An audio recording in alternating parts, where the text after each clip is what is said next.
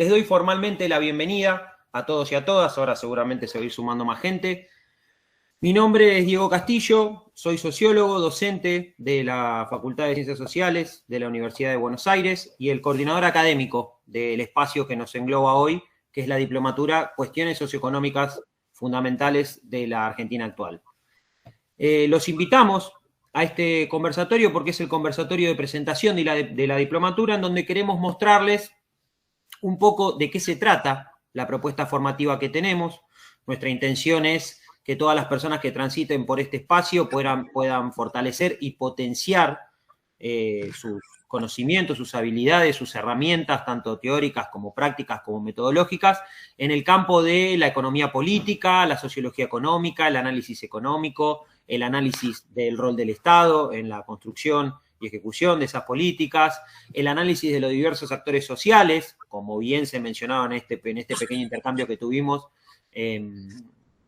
cómo esos agentes sociales, cómo esos actores sociales inciden, operan, construyen discursos, performan acciones, ¿sí? Y cómo esto impacta en tres grandes globos o ejes que son nuestras prácticas cotidianas, ¿sí? Las representaciones sociales que tienen esas prácticas cotidianas, la influencia, por supuesto, del contexto internacional, que no va a quedar de lado en el desarrollo de la diplomatura, y, por supuesto, las políticas públicas, el rol que juega el Estado en cada uno de estos procesos, su apropiación, su utilización, ¿sí? Lo que en la jerga popular se dice su participación o promoción, o por el otro lado su retroceso o corrimiento, si se quiere.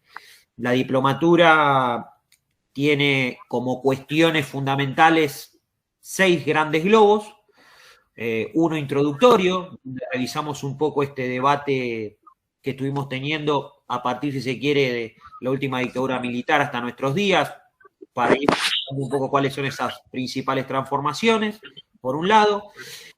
Luego nos metemos ya de lleno en lo que son las dimensiones que a nosotros más nos importa poner un zoom, que tienen que ver con la inflación, el rol del dólar en nuestra economía, ¿sí? Tanto en el aspecto más de uso público cultural, que es esto que se le denomina economía bimonetaria, pero no solo eso, sino también cómo afecta a la estructura productiva, qué pasa con la restricción externa, cómo funcionan los ciclos de endeudamiento. Luego pasamos a un eje que está más vinculado a la discusión por el desarrollo, si se quiere, o por el crecimiento económico, digamos, una discusión más estructural, donde ahí charlamos sobre 2 grandes ejes de actividad que para nosotros son los más trascendentales a la hora de pensar esos procesos en la Argentina, que son el agronegocio por un lado y el entramado energético por el otro, pero no dejamos de lado, por supuesto, la cuestión de los servicios públicos, la cuestión del entramado productivo, la explosión del sector servicios en la economía argentina, sobre todo a partir de las transformaciones tanto globales como propias de la Argentina durante los años 90. Luego de ese eje, miramos un poquito hacia adelante, o mejor dicho, revisamos un poco hacia atrás, pero con la mirada puesta hacia adelante, aportando una perspectiva un poco más crítica de cómo estamos pensando estos procesos a través de 2 grandes dimensiones. Una es la orientación, la perspectiva que nos aporta la economía feminista, que nos invita a pensar desde otro lugar un montón de procesos. Y por el otro, lo que llamamos el capitalismo digital, el capitalismo de plataforma, ¿sí? Muy en boga últimamente por el caso Libra. También le entramos a esos temas. El último eje académico, si se quiere, el último eje de análisis de los temas, es un eje que está dedicado exclusivamente a analizar el trayecto del gobierno actual. Si bien en todos los ejes vamos y venimos en el tiempo, ¿sí? Vamos un poquito hacia atrás y analizamos las diferentes medidas o las diferentes acciones o las diferentes disputas que se dieron en el actual periodo de gobierno, el último eje es como que recopilamos todo lo que fuimos viendo antes y lo analizamos bien en profundidad sobre, en este caso, el gobierno de Javier Milei, ¿sí? Ahí hay un desafío porque, como el nombre lo indica, es de la Argentina actual la diplomatura, con lo cual eso nos obliga a, 1, seguir los acontecimientos, y 2, estar atentos a qué herramientas tenemos que utilizar para que no se nos pierdan determinadas cuestiones. Un poco el ejercicio que recién hicieron los compañeros y las compañeras a partir de la consigna que disparó que disparó un poco Abel hace un ratito. El último eje de todos es un eje estrictamente metodológico, donde acompañamos a los y las estudiantes a que desarrollen su trabajo final, que es el trabajo integrador con el cual aprueban la diplomatura. Por supuesto, a lo largo de todo el proceso van a estar acompañados y acompañadas por un equipo de tutores, además de los docentes, para que puedan ir perfilando el trabajo, para que puedan consultar las dudas, para que puedan incorporar esas herramientas metodológicas que nosotros buscamos que ustedes incorporen clase a clase. Es una diplomatura 100% virtual y se dicta los jueves de 18 a 21 horas. Yo ahora después les voy a dejar en el chat el mail al que mandaron la inscripción al conversatorio, que es el mismo en el cual pueden hacer consultas, por supuesto, para que ustedes consulten cualquier tipo de información que tengan al respecto y charlamos las dudas, las preguntas que haya. ¿Sí? Todas las clases van a quedar grabadas, por supuesto, como este encuentro también, y todo el material que se necesite para el desarrollo de la diplo, tanto sea bibliografía, actividades prácticas que podamos sugerir, eventos a los que vamos a invitar, también va a estar colgado en el campus. Además de todo esto, la diplomatura cuenta con un conjunto de conversatorios, que es la instancia que nos convoca hoy, ¿sí? Son un conjunto de charlas en donde convocamos a docentes o especialistas o personas para nosotros relevantes que tengan dominio de determinadas esferas de conocimiento en las cuales queremos abordar, como es el caso de hoy, para que nos aporten una mirada desde afuera del curso, ¿sí? Nos ayuden a pensar un poquito más estas cuestiones socioeconómicas fundamentales, ¿sí? Y en ese sentido, para ya abrir formalmente la charla de hoy, nosotros pusimos un título a la charla que es Volatilidad o Cimbronazo, ¿sí? El título se nos ocurrió porque lo escuchamos de boca del propio presidente primero y del ministro de Economía después, esta idea de que hay que acostumbrarse a una cierta volatilidad, producto de que ahora somos una economía de libre mercado, o que vamos camino a ser una economía de libre mercado, con todo lo que yo... Pero que bajo ninguna circunstancia eso iba a implicar un cimbronazo. Cimbronazo le hace estallido, ¿sí? Le hace implosión, explosión, digo porque así como hay, como bien señalaron algunos compañeros recién, toda una corriente que sostiene que esto sale bien y vamos a un camino de normalidad, digamos, también hay otra corriente o otros actores que sostienen que esto termina inevitablemente en un crack, ¿sí? Pues financiero, económico, social, cultural, eso después lo podemos charlar, de hecho eso va a circular hoy seguramente en los debates que tengamos acá. La idea es hacia el final responder esa pregunta, ¿sí? ¿Cómo va a ser el esquema de la charla? Bueno, vamos a tener un primer bloque en donde vamos a analizar la llegada del gobierno de Milei, ¿sí? Y cuál es el plan que ese gobierno implementa, ¿sí? O sea, cuál es la herencia que recibe, cuáles son las condiciones de posibilidad para aplicar el plan, ver si el plan es o no, en definitiva, el plan que era, o sea, qué se diferenció, qué aplicó, etcétera. Y un segundo bloque en donde vamos a trazar un punto de inflexión a partir de... Cada uno puede ponerle el tiempo histórico que quiera, pero podemos identificar Davos, Libra, algún que otro suceso ahí perdido del gobierno o las declaraciones constantes de Caputo. Cada uno le puede poner el punto de inflexión que quiera, pero digámosle el año 2025, si se quiere, como para trazar un horizonte, donde del año de la iniciativa, que fue el año 2024, pasamos a un año de, si se quiere, repliegue o más defensivo en este 2025 y obviamente ciertas inconsistencias que muestra el plan con lo que pasó el viernes pasado, que parecería ser como un intento del gobierno por volver a colocarse en el centro de la escena. Después de eso vamos a abrir un poquito para algunas preguntas, para que los expositores de hoy respondan algunas preguntas y después, al final, una breve reflexión para mirar un poquito hacia adelante y responder a la pregunta que guía el conversatorio, si estamos en presencia de volatilidad o estamos en presencia de un posible cimbronazo, ¿sí? Además de quien les habla, que es el coordinador académico de la diplomatura. Me acompaña gran parte del equipo docente de la Diplo, entre ellos Seba Premicia, a quien saludamos hace un ratito.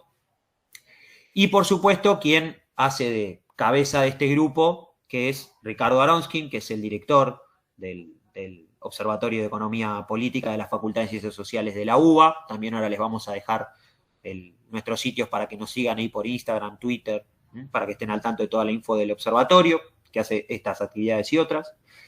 Y nos visitan Luciana Glesser, casi me confundo con tu hermana, Luciana Glesser, ¿sí? Que es periodista especializada en economía. Muchos de ustedes seguro la conocen, escribe en la Política Online, se hizo más famosa todavía en estas semanas porque tanto Caputo... Estoy de moda, decirlo, digo, estoy de moda. Es una moda. Estoy de moda. Porque bueno, el Toto Una temporada. y Curno se te pararon de manos un poquito, pero no hace solo eso Luciana, también participa del programa Triple Click, que está en FM La Patriada, de 9 a 11, ¿no? De 9 a 11 todos los días, de lunes a viernes, y también participa de un stream que se dedica a analizar el sector energético, se llama What's Up, Watts como los watts de la luz, bueno, What's Up, que lo pueden encontrar por YouTube, también en Instagram, lo recomiendo, muy bueno. A nosotros que seguimos esta cuestión de la energía, sacamos bastantes cosas del stream de Luciana. Diego, si me permitís, agrego, porque tengo muchos otros trabajos, pero voy a mencionar que también estoy en la 530, porque es una radio que quiero mucho, la Radio de las Madres. Estoy los sábados a las 11 de la mañana y no quería dejarlo afuera. Perfecto, las madres siempre adelante acá en este espacio, así que bien mencionado. Y nuestro otro invitado, también periodista muy reconocido, escritor de 2 libros, banquero Los Dueños del Poder y El Agitador, la historia de Alfredo de Angelis. Adrián Murano participa en El Destape, no solo está en el Pase de Navarro, que lo podemos ver todos los días a las 10 de la mañana, sino que también tiene su programa Verdades Afiladas, de 12 a 2 de la tarde, si no estoy errado, Adrián. Bueno, convocamos a ellos. Acá estaba, ahí volvió Adrián. Ahí está, Adrián se había ido, ahí volvió. Bueno, Adrián, te estaba presentando. Estaba mencionando los programas donde estás y los 2 grandes libros que escribiste, y por supuesto también es jefe de redacción del Destape. Bueno, hechas las presentaciones, vamos a arrancar con el primer bloque, este bloque de la iniciativa. Me gustaría que arranques vos, Ricardo, ¿sí? Como para dar un panorama general, y después le cedemos la palabra a Luciana y cierra este bloque Adrián. Así que todo tuyo, Ricardo. Más o menos, ¿cuántos minutos, Diego? Media hora, más o menos 10 minutos cada uno, como para tener un panorama. Bien. Bueno, por supuesto, lo interesante de esta mesa somos los 3 y lo que todos puedan aportar, así que yo no me quiero extender mucho. Quiero decir 3 o 4 pinceladas que a mí me sirven para ubicar lo que es este gobierno.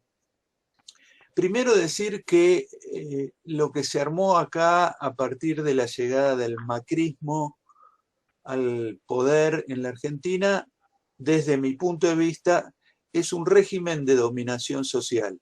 Esto quiere decir, esto no es una democracia en el sentido tradicional, sino un sistema político donde uno de los grupos está perseguido, está vilipendiado, está demonizado y parece que solamente puede haber gobiernos de derecha o de centro derecha en la Argentina, donde el sistema de medios de comunicación trabaja en un sentido de lavado de cerebro colectivo, muy organizado y muy sistematizado, donde la justicia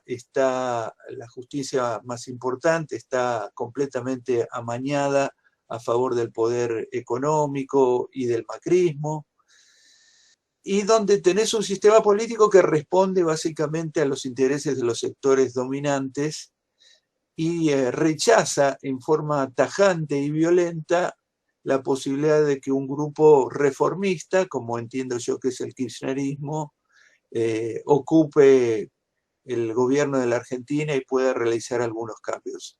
El nivel de intolerancia de la derecha argentina con el reformismo es muy impresionante y habla mucho sobre las características que tiene. Insisto en el tema del régimen de dominación porque adentro de ese régimen de dominación yo ubico el gobierno de Alberto Fernández, que no pudo zafar de esa situación. Yo creo que cuando Cristina lo convoca a Fernández, sabiendo quién era Fernández, que había estado 10 años combatiéndola a ella, lo que ella intenta hacer es establecer una especie de puente o de vínculo o de relación con estos sectores, diciendo, miren, nosotros no nos comemos a los chicos, cosa de que era evidente, cualquier persona normal veía que el kirchnerismo no era ni chavismo, ni castrismo, ni todas esas tonterías, pero había sido ella demonizada, lo pone Alberto, y el gobierno de Alberto, uno puede decir muchísimas cosas, pero yo diría que un rasgo fundamental fue nacer rendido frente al poder económico. Nace rendido, no es que lo derrotan, nace así. Nace así cuando dice, para mí el dólar a 60 está bien, nace así cuando llega y el primer decreto de necesidad de urgencia ya se autolimita el gobierno en el nivel de retenciones que puede poner. Nace así, nace vencido, derrotado y entregado. Tiene la desgracia de que ocurra la pandemia. En la pandemia le hacen aumentos muy grandes de precios y el gobierno no hace nada con toda la capacidad que tenía en ese momento de sancionar, acompañado por la opinión pública, no hace nada. Y de ahí en más va a ser todo así. Contaron los funcionarios del albertismo que tuvieron que sacar las ayudas en pleno de la pandemia porque las ayudas se iban al dólar. Bueno, esto es una cosa increíble para un gobierno que en pandemia puede ejercer una capacidad de poder público mucho mayor.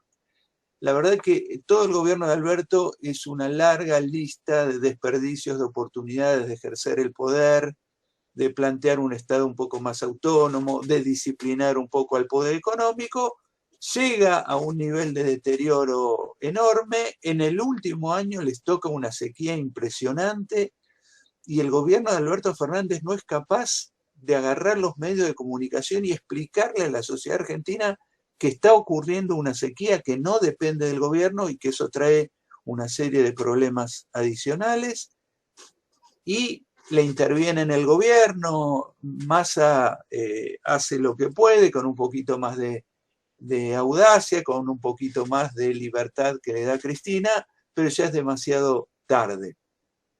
El otro proceso, que desde mi punto de vista es un proceso de largo plazo de degradación de la sociedad argentina, es lo que se da dentro de la derecha, llamémosle centro-derecha, derecha moderada, derecha institucional, prolija, que es una radicalización hacia la brutalidad, que es la interna que Patricia Bullrich le gana nada más y nada menos que a Rodríguez Larreta.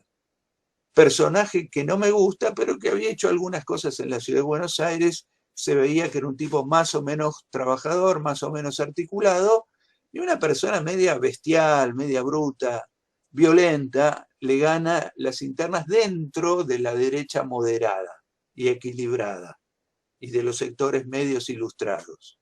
Ya ahí estamos viendo un problema serio, un deslizamiento, un embrutecimiento, diría yo, de una parte de la población que en esa dinámica de embrutecimiento al final no va a tener problema en votar a lo más estrafalario que se podía votar.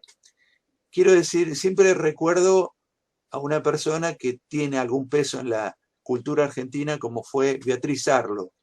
Beatriz Arlo fue capaz de decir, miren, yo la verdad que a los peronistas no los quiero, a los kirchneristas no los quiero, pero entre un tipo más o menos como Massa y esta cosa autoritaria, violenta, loca, me quedo con este tipo más o menos Massa.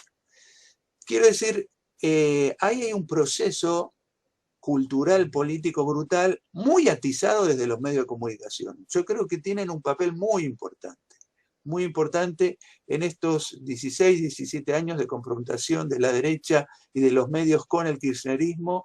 Lo que han hecho los medios de comunicación ha sido desastroso en materia política y cultural en la Argentina. Todo esto para decir que el fenómeno Milei está cargado de un conjunto de problemas que venían de antes y que fue de alguna forma cocinado y preparado por la otra derecha. La derecha que también era irracional y también era mentirosa y también tenía un relato falso. Digamos, partiendo de creer que Macri es un líder republicano. Esto es una cosa, una impostura insólita, insólita.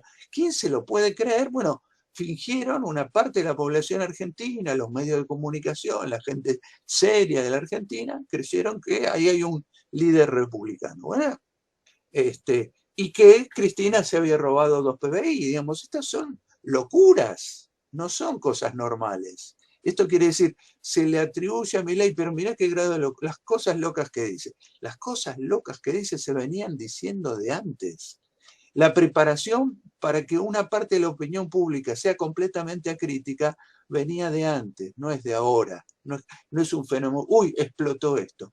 Por supuesto que el mileísmo le agrega otros elementos que tienen que ver con las características del personaje, muchísimo voto juvenil, adolescente, muchísimo voto pobre o de gente marginada o castigada o debilitada en el interior de la Argentina. Todo eso hay que pensarlo, es nuevo, pero hay veces que la gente se fascina con las votaciones y le empieza a ver cosas buenas. Yo no le veo cosas buenas a votar a Milei.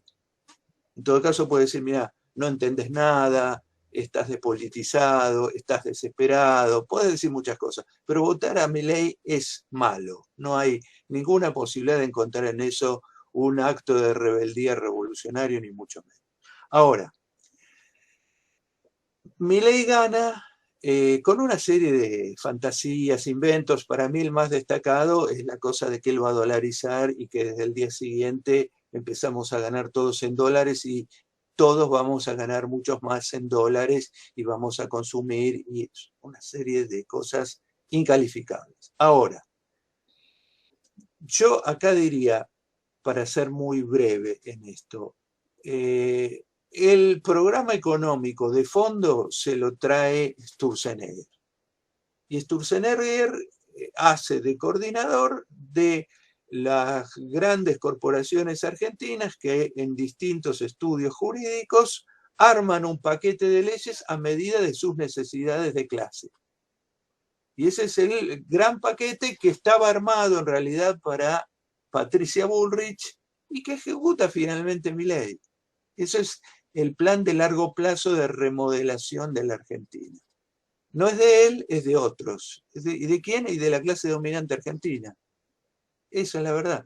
Ahora, cuando él tiene que manejar la situación económica, la macro, por supuesto que todas las pavadas en las que él cree no sirven para nada, y viene Caputo y le dice, mira, acá vamos a hacer una cosa, vamos a controlar la inflación, que es lo que a vos te interesa, porque hemos logrado un éxito discursivo, cultural extraordinario, que es que la gente crea que lo que más hay que conseguir es que la inflación sea baja. Esto es el máximo de aspiración popular en la Argentina. Logramos eso y nos votan en masa.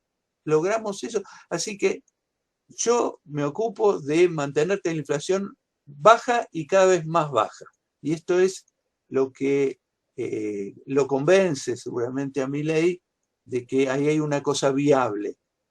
La timba financiera, que es un dulce que atrapa a los sectores dominantes argentinos combinado con un plan, digamos, antiinflacionario.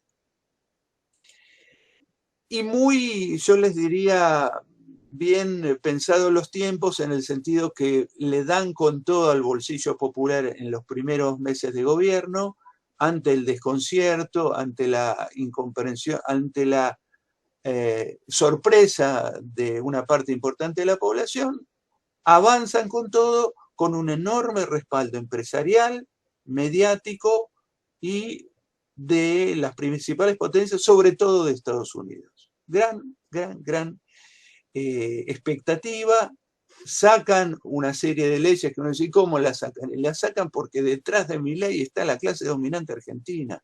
Por eso la sacan y por todos los partidos políticos que están arrodillados frente a eso y los desgajes sistemáticos que tiene el peronismo en relación a esta cuestión. Entonces ahí votan y votan y salen las votaciones y salen las votaciones y sale el RIGI, que es un tema muy interesante porque el RIGI, desde mi punto de vista, era la apuesta a que empiecen a entrar capitales, dólares en masa, en serio, y ahí no había ningún problema. Entraban dólares grandes, porque las inversiones iban a ser grandes, de 200 millones de dólares para arriba, y ahí entraban a las reservas del Banco Central y no estábamos en el problema que estamos hoy. Y lo interesante es que no pasó eso. Lo interesante es que no pasó. Que quizás en otro momento lo podamos pensar o discutir, pero digamos, me parece que el drama que va a tener todo este esquema es que no pasa lo que dicen que va a pasar con un gobierno liberal, libertario en la Argentina, que hace exactamente lo que ellos le piden hacer. Eso es un tema bien interesante porque me gustaría decir también que hay como una resistencia popular tan grande que los capitales no se atreven a poner un pie en la Argentina. Pero me parece que no es eso lo que está pasando. No hay tal resistencia popular, pero hay un flan económico que no termina de resolverse y que genera muchas dudas sobre la viabilidad de este esquema, al menos. No me refiero a otro proyecto de derecha o de centro derecha más hábil, más astuto, más inteligente, sino concretamente a este gobierno que surgió con un ímpetu que es muy difícil de encontrar en personas normales. Así que me parece que hasta ahí yo diría el año 2024 lo explico sobre todo por esta combinación de un plan de largo plazo construido por las corporaciones más la dinámica macroeconómica antiinflacionaria armada en base al carry trade, un negocio financiero extraordinario y que contó con apoyo, respaldo incluso popular hasta el momento. Luciana.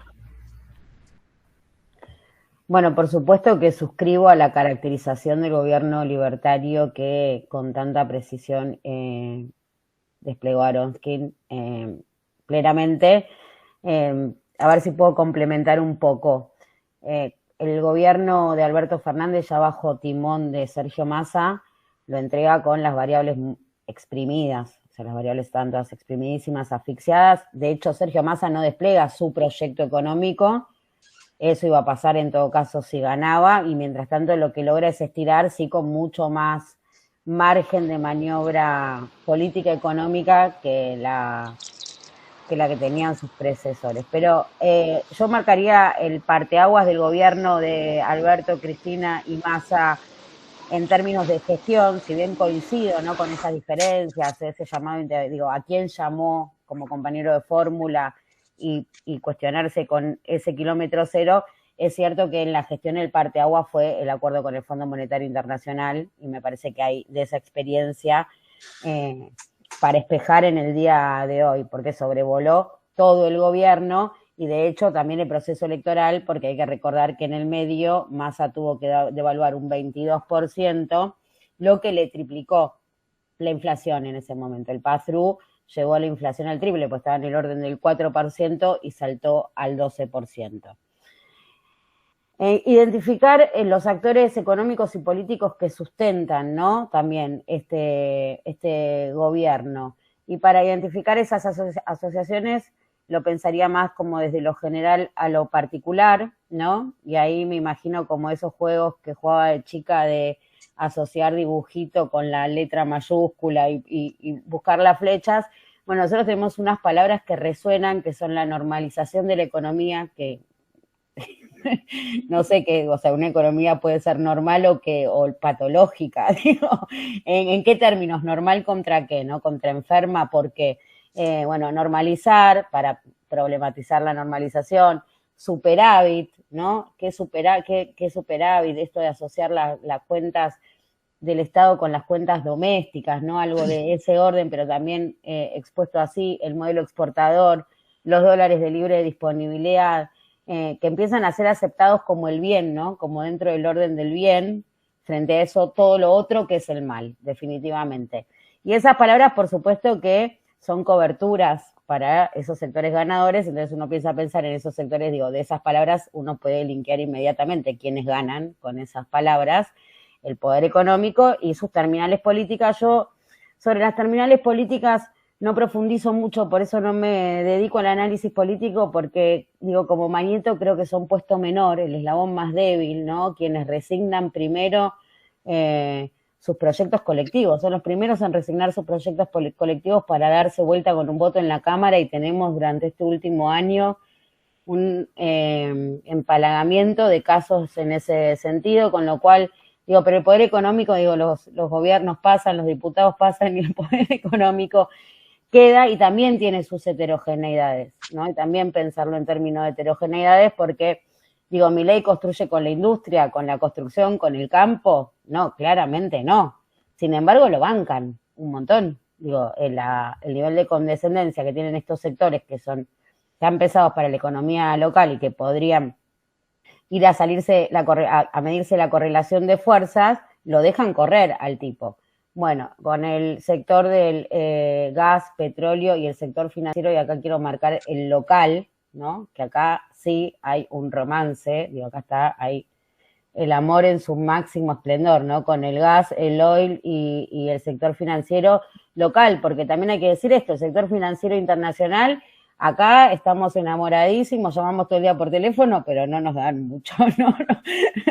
Nos tienen ahí como prometiendo una cita a la que nunca llega el sector financiero internacional, porque, bueno, de alguna manera eso también lo está marcando el riesgo país, el indicador que tanto quiere Ricardo. Voy a decir que una de mis primeras lecturas fue Riesgo País de Aronsky cuando me metí en este campo. Bueno, y el Riesgo País está mostrando un poco eso, ¿no? Que no hay ninguna voluntad del sistema financiero internacional ni siquiera hacer esas apuestas de corto plazo a la Argentina. Es todo CAPEX local, toda inversión local. Los que están jugando al carry son los locales, los exportadores, los importadores, también para identificar este tipo de alianzas. Planteaban también acá en la propuesta de pensar en esto sobre las políticas aplicadas y cuánto difieren de el discurso de la campaña, ¿no? Y bueno, acá voy a reconocer que yo no estudié la campaña de Milei, estaba muy metida en el devenir de la coyuntura económica, pero sí tengo muy estudiado su programa económico. Digo, también me cuesta mucho ponerlo en términos ni de programa ni de plan, porque lo que veo más es como una sucesión de contingencias, ¿no? Digo, esto es como una especie del día de la marmota de la gestión de la política económica de los distintos gobiernos.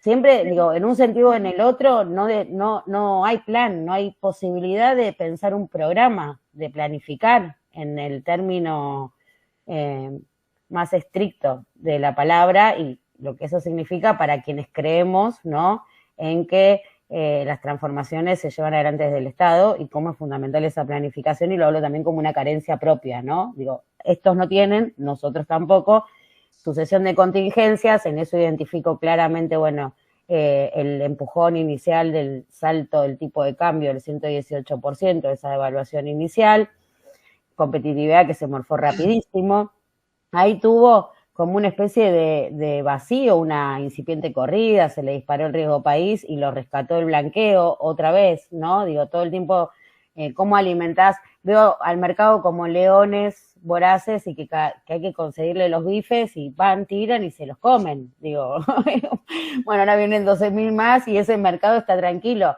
Me cuesta mucho pensar cómo se da la transferencia, ¿no? De ese sector al resto de la población, donde si nosotros de esos 12.000 millones de dólares no vemos nada, ¿por qué nos tranquilizan por qué me tranquiliza que lleguen 12.000 millones de dólares que se van a llevar los bonistas, digo, ¿no? Eso es para preguntarse cuál es la transferencia y cuál es el rol de los medios de comunicación ahí, creo que está expuesto hoy en todos los diarios, ¿no? El modo de la ruista de todos los diarios. Y coincido con Anoskir, y perdón que me vaya enojando. Respecto al tipo de cambio, sí creo que perdió una pulseada con el Fondo Monetario Internacional. Claramente él entregó, el gobierno y el equipo económico entregó su política cambiaria porque hubiese preferido 1000 veces un dólar quietito, pero es verdad que también prefería más la guita que el dólar quietito, y yo veo posibilidades de que esta balsa llegue a la orilla legislativa en términos de lo que se traduce como la Pax cambiaria también, ¿no? Como que pueda mantener, llevar si de eso depende, si dependemos de los mercados, si el éxito depende de que el mercado calme esté más o menos saciado, bueno, sí, entonces el éxito se le puede dar. Preguntaban también por tarifa. Yo no creo que haya una política tarifaria sino fiscal, y en eso también hay que decir que se parece, hay una continuidad, ¿no?, con la última parte del gobierno anterior en cuanto a política tarifaria, que está más sujeta a la meta fiscal o a lo que te dice el fondo, que a pensar, qué costo de la energía, para qué Argentina, con qué recursos, y pensarlo, ¿no?, como apalancamiento para algún tipo de desarrollo, podría ser, ¿no? Ya que tenemos los recursos, es barata, no, lejos de eso, acá está sujeto a la idea fiscal. Y también poníamos jubilados, ¿no? Y bueno, jubilados son el blanco porque son el componente mayor yo voy a decir inversión pública, pero justamente de eso pasa, ¿no? Para ellos son el componente más pesado del gasto. O sea, son viejos que gastan. ¿Cómo no van a ser el blanco? Ahí me parece que hay una lógica directa, ¿no?, de pensarlo así. Si yo tengo esto que es gasto y se lo llevan estos, bueno, chau, a estos hay que limpiarlos. Es así. Ese es mi gasto. Y el último punto planteado para este segmento tenía que ver con el contexto internacional y esto de Trump. Yo creo que Trump acelera una reconfiguración que ya se venía dando, un ritmo sostenido a partir básicamente de la aparición del gigante asiático. Esto también, ¿no?, desde este humilde metro cuadrado, quizás tampoco este es el campo que más tengo trabajado o más observado, pero la sensación es que esa reconfiguración se venía dando, y en todo caso Trump es el Escaña que pone quinta a fondo, se mete dentro del shopping, y bueno, y ahora estamos viendo, haciendo el relevamiento de daños, no sabemos muy bien, está sucediendo, ¿no? Este diálogo está sucediendo. Hoy también China le contesta a Besen, es muy difícil uno desea esto, ¿cómo me gustaría estar viendo este momento histórico dentro de 20 años? Dentro de 20, 25 años, a ver cuáles son los desenlaces. Bueno, esto es un poco lo que dejo abierto de lo que venimos pensando, ¿no?, o tramitando. Gracias, Luciana. Adrián. Bueno, hola, los saludo, ¿cómo andan? ¿Me escuchan bien ahí? Perfecto. Perfecto. Perdón que justo se me interrumpió la transmisión cuando estaban con las presentaciones y no los saludé, por eso aprovecho a saludar a Luciana, a Ricardo y a todos. Bueno, entiendo que el origen de la convocatoria es tratar de reflexionar el famoso qué nos pasó, como lo planteo en primera persona, porque me siento parte del campo popular y entiendo que en el origen del gobierno de Milei está el fracaso del gobierno de Alberto, de Cristina y demás. Es inescindible una cosa de la otra. Creo que Ricardo hizo una muy buena caracterización, también Luciana, los dos, de las razones económicas o macro, incluso políticas, de ese fracaso. A mí últimamente me gusta resumirlo de esta manera. A la sociedad argentina se le pidió votar 3 veces. Y en la última votación se le dijo, una 45 cargada o Sergio Massa. Dame la 45. Por lo menos el 53% de las personas eligió una 45 cargada.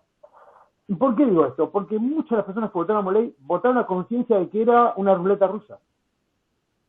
No había ninguna razón durante toda la campaña para suponer que Milei podía estructurar un gobierno sensato. No un buen gobierno, que ya esa es otra película más compleja. Un gobierno sensato, razonable, en los términos de normalidad de los que recién aludía Luciano. Bueno, ¿qué sería la normalidad cuando uno evalúa un gobierno? Bueno, cierta sensatez en la toma de decisiones, en la composición.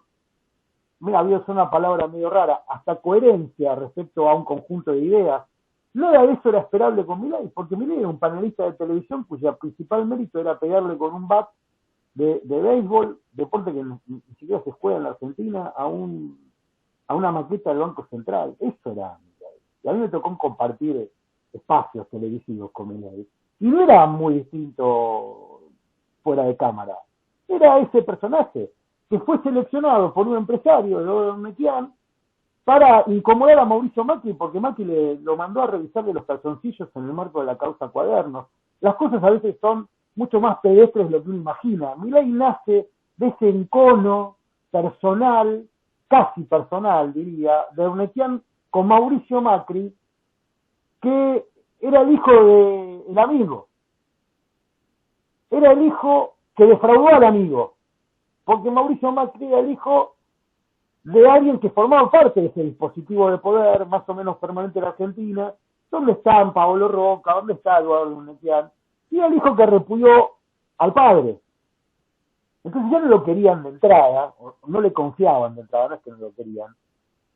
Y me voy a la precuela del gobierno de Alberto y de Macri y de Cristina, me voy a la precuela del gobierno de Unión por la Patria, al gobierno de Macri, porque buena parte de los padecimientos actuales arrancan ahí, sobre todo en materia de bolsillo. Bueno, ustedes lo saben mucho mejor que yo, los 20 puntos que le quita la gestión de Macri al salario, que después no recupera Alberto y que ahora se profundizan como tragedia cotidiana, arrancan un plan de gobierno que retoma, o un programa económico en realidad que retoma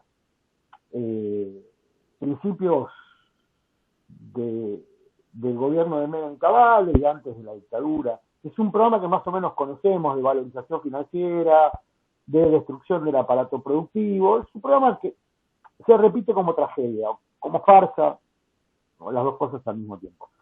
Pero cuando vuelvo al gobierno de Macri es porque quiero contar el origen de Milei. El origen de Milei nace de esas tensiones de casta, palabra que después Milei aplica a su favor, digamos, pero de esas tensiones de casta entre Macri, Ornequian, Roca, nada, Luciano lo conoce mucho mejor que yo porque sigue el tema energético, pero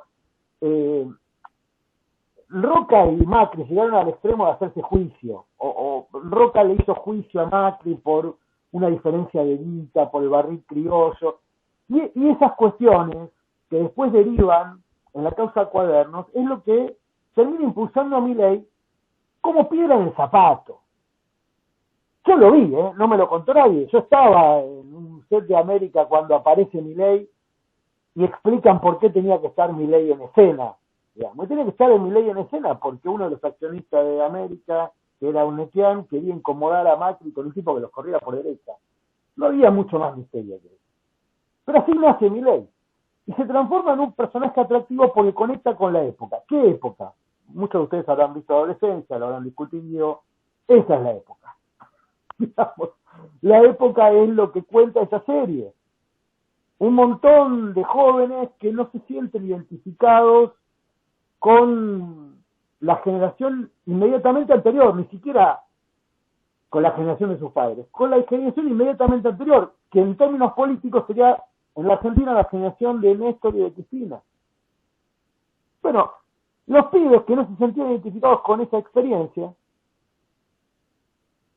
encuentran en Milei un tipo que promete romper con todo, que era la situación en la que muchos de ellos se veían, o se ven incluso. Por eso ahora también se están decepcionando de Milei, porque la velocidad de la velocidad de la conexión emocional es muy vertiginosa, acorde a los tiempos digitales, donde todo pasa muy rápido. Bueno, ustedes deben seguramente scrollear de tanto en tanto en Instagram, en X, en YouTube, en donde sea, y habrán visto que en general el atractivo se concentra en los primeros 3-5 segundos, eso está estudiado. Lo que no genera atracción en los primeros 3-5 segundos es descartado por el usuario, o sea, por nosotros, que incluso nos consideramos personas un poquito más sofisticadas en nuestros consumos culturales, digo nos consideramos, no es lo que lo seamos, pero que tenemos por formación capacidad de abstracción, leer un texto un poquito más largo. Aún así, caemos rendidos ante esa lógica de los 3 segundos de atracción. Bueno, eso es lo que tenía Milei, esos 3 segundos de atracción. Lo que muchas veces Fantino describió como, Fantino, que es el amigo de Milei, que ayer lo tuvo 5 horas sentado en un programa de televisión y nunca le preguntó por las condicionalidades del fondo. Esto digo para resumir el estado de los medios de comunicación. Me parece que lo resume perfectamente ese episodio, ¿no? Tener 5 horas sentado un presidente que acaba de suscribir un acuerdo con el fondo y en ningún momento de las 5 horas se le ocurre preguntar qué va a pasar con los jubilados. Bueno, ese es el estado de los medios de comunicación en su conjunto, sobre todo los periodistas, y me hago cargo como parte de ese colectivo. Pero hay una cosa que decía Fantino antes de lo de anoche, que sí me parece muy interesante para traer a cuento, que es, bueno, ¿de dónde nace el personaje Milei? Bueno, de su capacidad de atracción en esos 3 segundos de interés que dedica a la audiencia a un personaje o a un contenido. Milei era bueno en esos 3 segundos. Generaba atracción y rating. Ahora, ese es el personaje que después, de 3 instancias electorales, termina siendo presidente. Las razones del voto se han hablado muchísimo, yo incluso acabo de tirar algunas ideas y muchas ideas incluso contradictorias son muy interesantes porque es algo que todavía no logramos comprender. ¿Por qué entre una 45 y Massa el 50 y pico % de la población eligió una 45? La verdad, leemos, ¿no? Leemos libros, artículos y nada parece completar una explicación. Pero lo cierto es que lo que pasó, en términos de origen entonces, ese personaje llega al gobierno sin programa, sin equipo, con una estructura de poder limitada a un mecenas, a un sponsor que lo había convocado para incomodar al presidente anterior en los programas de televisión. ¿Qué ocurre ahí? Ocurre algo muy importante. Lo meten 2 meses en una incubadora llamada Hotel Libertador para armarle todo eso que no tenía. ¿Y quién le arma todo eso que no tenía? Bueno, lo que nosotros con cariño, incluso siendo generosos, llamamos burguesía nacional. Que de burguesía tiene lo que tiene que tener, guita, de nacional tiene el documento, pero hace tiempo abjuró de formar parte de un proyecto de desarrollo nacional, de un programa de desarrollo nacional. La burguesía, aún la burguesía más integrista, siempre buscó imponer un modelo de desarrollo nacional. Incluso en los tiempos donde se empieza a conectar con la valorización financiera como método de acumulación de capital, tiempos de Danilo Pastore, bueno, nada, estoy hablando de cosas que supongo, Ricardo, seguramente podés profundizar más. Pero incluso aquella época, pre-Martínez Dios, donde ya empezaba la valorización financiera a ser una herramienta muy relevante en la disputa económica de la Argentina, tenía un concepto de lo nacional, o por lo menos disputaba conceptos vinculados a lo nacional. La actual burguesía nacional abjuró de eso. Entonces lo vemos al mismo tiempo formando parte de la Unión Industrial, de la Asociación de Bancos, los mismos personajes, los puedo nombrar, Luciana seguramente también, 2 o 3 personajes que son a la vez referentes industriales, referentes de la Asociación de Bancos y integrantes de fondos de inversión extranjeros, los mismos personajes. Y bueno, es muy difícil pedirle a esa persona que elija ser una sola. en las tres, digamos, y va a privilegiar lo que le dedican en el momento, lo que le ofrezcan. Es lo que Aldo Ferrer llamaba el gen del empresario argentino, que si lo soltás en Corea, lo soltás en Japón, lo soltás en Estados Unidos, se va a adaptar a las condiciones y probablemente desarrolle una empresa, ¿no? Él tenía esa idea que el empresario argentino era básicamente un superviviente de las condiciones dadas y que era el mejor en eso. Bueno, entonces, para no caer en la particularización del enojo, es decir, o la responsabilidad absoluta de un solo individuo, sigo hilvanando desde el origen de Milei para desarrollar o concluir la idea. Ese origen en esa incubadora tenía esos protagonistas. Esa burguesía nacional, que si más no sea, vive más o menos acá, más o menos. Buena parte del año vive acá, sus hijos más o menos están acá, sus nietos más o menos están acá, habla nuestro idioma y se emociona cuando juega Messi. Más o menos somos parte de la misma, del mismo colectivo. Eso se rompió este fin de semana, drásticamente. Esa alianza de poder, esa incubadora que le había generado a Milei una alianza de poder, se rompió este fin de semana. ¿Por qué? Bueno, porque este fin de semana toma el control del programa de gobierno y por lo tanto del gobierno, a través del Fondo Monetario Internacional, otro dispositivo de poder que tiene otras intenciones respecto de la Argentina. Que es el dispositivo de poder que ve a América Latina como un reservorio de recursos naturales. Sin distinción de fronteras, puede ser Perú, Bolivia, Chile, Argentina, todo es más o menos lo mismo, todo es Brasil, ¿no? Todo es Brasil. Después se puede llamar, podemos hablar de distintos idiomas, pero todo es Brasil. Y lo importante es dónde están ubicadas las minas de cobre, dónde está el litio, eso es lo que importa. Lo dijo Laura Richardson. Lo bueno de esta época es que todo está a cielo abierto, digamos, ¿no? O sea, no tenés que ir a buscar documentos del Departamento de Estado o ir a ver qué están haciendo en West Point, ¿no? Más o menos está todo a cielo abierto. Viene una persona de fajín, vestida de fajín, y te dice, bueno, nosotros tenemos que custodiar nuestros recursos naturales, que hablan inglés, y dice, tenemos que cuidar nuestros recursos naturales porque son nuestros. Y nadie se discute, digamos. O sea, está naturalizado, por lo menos para ese dispositivo de poder, que esos recursos naturales que quedan en el sur del mundo deben ser de Estados Unidos. Claro, el problema es que esos recursos están en disputa con otro proyecto que no necesariamente tiene la misma fisonomía imperial, pero tiene la misma potencia, que es China.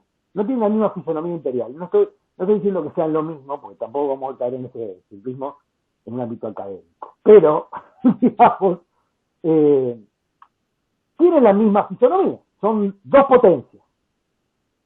Y China también tiene sus intereses en la Argentina y en la región. Puede discriminar más o menos entre nacionalidades y gentilicios, pero más o menos tiene intereses parecidos, recursos naturales, provisión de proteínas. La gran diferencia, otra vez me meto en un tema que Ricardo y Luciana conocen mejor, que es la economía. La gran diferencia entre China y Estados Unidos respecto a la Argentina es que Argentina compite con Estados Unidos en términos de producción económica y con China no. Porque nadie puede competir con China en términos industriales, la verdad. Y porque China requiere de lo que Argentina produce. Aunque produzca lo mismo, China por volumen siempre va a requerir de lo que produce Argentina. Entonces no hay competencia entre producciones. Esa es la gran diferencia entre uno y otro. Bueno, ¿qué es lo que pasó este fin de semana otra vez con el Fondo Monetario como ariete, digamos, como herramienta? Como herramienta. El gobierno de Milei rompe esa alianza de poder creada a las apuradas después de que la sociedad argentina inició una 45 y genera otra en la que se parece más a un virrey, o sea, elige más una posición de virrey que una posición de presidente. Y esta es una diferencia liminar con Carlos Menem. Digo esto porque ahora vienen todas esas comparaciones con los 90. No hay punto de contacto entre la figura política de Menem y la figura política de Menem. Entre otras cosas porque Menem sí quería ser presidente, y sí quería ser reelecto como presidente, y sí quería ser reelecto como presidente. Por lo tanto, hacía política. Y hacía política como la hace un político peronista, tratando de generar una base de sustentación que reúna al capital y al trabajo. Ojo que dicho esto en este momento, quizá con el tiempo es mucho más fácil de ver por comparación. En el momento no parecía muy sensible a los problemas del trabajo, Menem, porque de hecho, como fue continuidad de un modelo de valorización financiera, como había ocurrido en dictadura, destruía empleo, no generaba opciones de empleo, destruía empleo. Pero en su concepto de la gestión política, Menem era peronista, por lo tanto, tenía muchísimas diferencias respecto a lo que pueda llegar a ser Milei como gestor político. Entre otras cosas, porque no tiene el interés, no que no tenga el interés de quedarse. Porque, y yo no sé si alguno de ustedes tuviera la posibilidad de visitar la residencia de Olivos, pero una vez que entras a la residencia de Olivos, y te dan ganas de quedarte. Tenés todo pago, la vida más linda, la verdad. Entonces, para un tipo con las carencias de Milei, y esto es muy importante porque en definitiva estamos hablando de personas, para un tipo con las carencias de Milei, las carencias afectivas, no económicas, me refiero a otro tipo de carencias, las carencias de Milei, se pueden ver, no digo resueltas, pero sí mitigadas en el marco de adulación que es una residencia presidencial, donde tenés todo más o menos servido y donde todo el mundo te dice que sos un genio. Desde el mozo, que aunque no te quiera te va a decir que sos un crack, aunque está cuidando su laburo y está bien.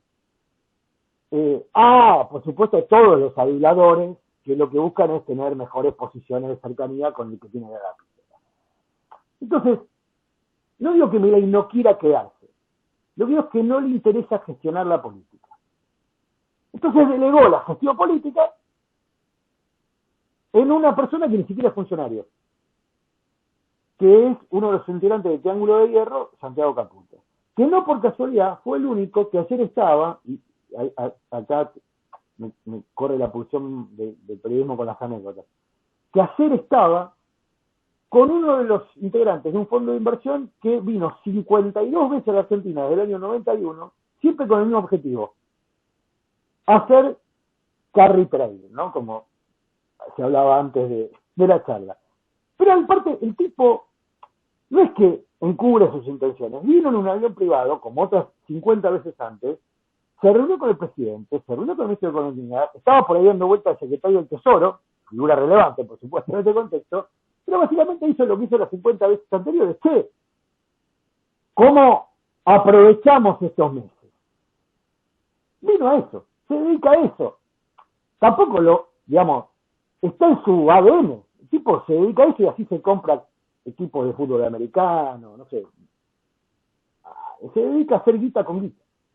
Y la Argentina le ofrece hoy esa posibilidad y el tipo vino ayer a aprovechar la posibilidad. ¿Quién lo recibió? Santiago Caputo. Que es el tipo que va a gestionar la política del gobierno. Yo no lo conozco, estoy leyendo ahora el libro, la biografía de Santiago Caputo, porque me parece que si es el tipo que va a gestionar la política en la Argentina, tenemos que conocerlo un poquito más. Me da la sensación que no está menos roto que Milei, no está menos roto en términos emocionales. Tal caso viene de menos carencias emocionales, pero tiene un conjunto de ideas complicadas, por lo menos para empatizar con el sufrimiento colectivo, que es el gran problema del presente y yo me imagino del futuro inmediato. ¿Cómo va a responder el gobierno frente al sufrimiento colectivo? Porque el sufrimiento colectivo en un programa de gobierno como el que está en curso es inevitable. Lo decía recién Ricardo, Luciano, es inevitable. Hoy mismo estaban llegando listas de precios con aumento de lácteos del 5 o 6% a un día de la devaluación. Aumentos de alimentos entre el 2 y el 7% a un día de la devaluación. Así que el sufrimiento de las mayorías populares va a ser inevitable. ¿Cómo lo va a gestionar un gobierno que abjura de la política? ¿Lo puede hacer con la violencia? Puede. De hecho, lo hace o intenta hacerlo con el protocolo Bullrich, el castigo semanal a los jubilados, intenta hacerlo. Pero con eso no termina de gestionar el conflicto social.